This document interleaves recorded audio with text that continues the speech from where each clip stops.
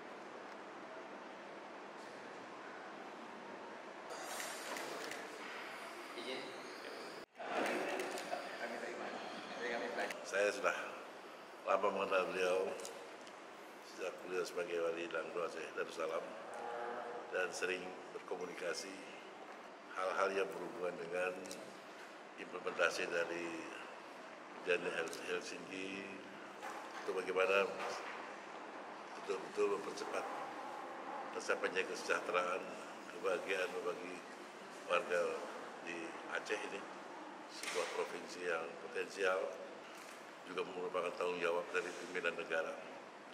Dan saya berterima kasih bahwa Pak Wali Langdo sangat concern untuk hal-hal yang berhubungan dengan kesejahteraan. Banyak saran-saran beliau yang kewajiban saya sebagai anggota Dewan Pertimbangan Presiden untuk diteruskan kepada Bapak Presiden. Saya sangat bergembira bahwa hubungan dengan beliau itu anytime, kapan saja bisa kontak ya, tanpa ada barrier, sehingga ya mudah-mudahan hal ini akan berkelanjutan dengan kepentingan, akhirnya untuk kepentingan masyarakat, baik khususnya warga Aceh maupun bangsa Indonesia secara keseluruhan. Jelajahi cara baru mendapatkan informasi. Download Metro TV Extend sekarang.